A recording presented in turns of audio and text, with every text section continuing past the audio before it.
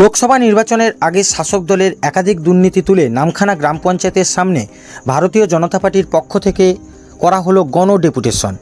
দক্ষিণ চব্বিশ পরগনা জেলার নামখানা ব্লকের নামখানা গ্রাম পঞ্চায়েতের সামনে 100 দিনের জব কার্ডের কাজের দুর্নীতির সহ একাধিক দুর্নীতির অভিযোগ তুলে নামখানা গ্রাম পঞ্চায়েতের সামনে এক গণ ডেপুটেশন আয়োজন করা হয় ও নামখানা গ্রাম পঞ্চায়েতের প্রধানকে গণ ডেপুটেশন জমা দেওয়া হয়।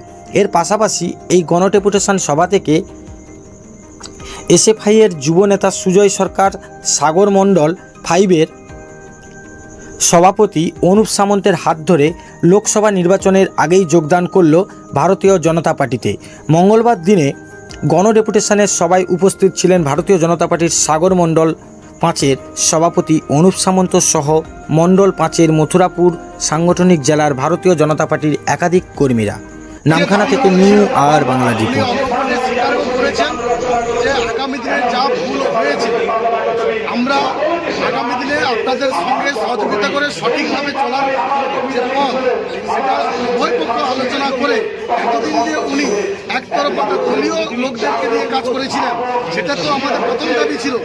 100 দিনের কাজের টাকার যে দুর্নীতি সেটা নিয়ে আমাদের যে দাবি উনি স্বীকার করেছেন যে যদি দুর্নীতি প্রমাণিত অলরেডি প্রমাণিত আমরা করেছি।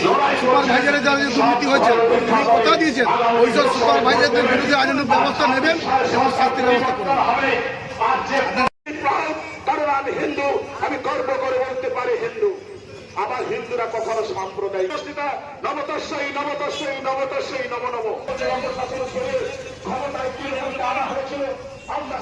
100 দিনের কাজের টাকা যেটা দেওয়া হচ্ছে তার ক্ষেত্রে নাকি কিছু অনিয়ম বেনিয়ম ছিল, এটা ছিল তাদের মূল অভিযোগ।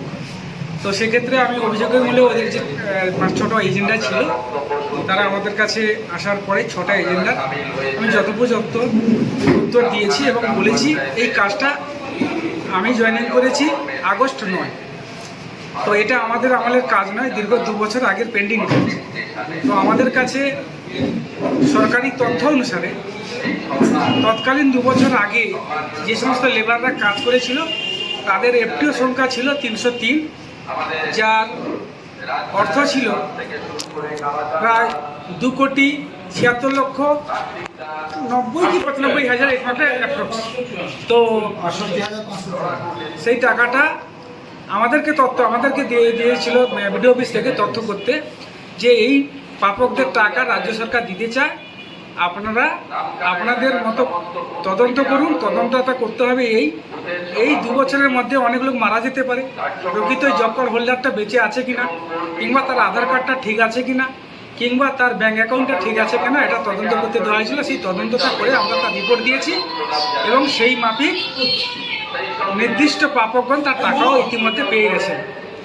আর কিছু যেটা ব্যাংকের সমস্যা আছে ঢুকতে দিয়েছে, পেয়েও যাবেন, সব এফটিও হয়ে গেছে, টাকা পয়সা দিয়েছি। এই সমস্ত কথাগুলো আজকে ঘটনার মধ্যে দিয়ে হয়েছে। আপনার নাম? আমার নাম গুরুবধ মালিক, প্রধান নামখানা গ্রাম পঞ্চায়েত।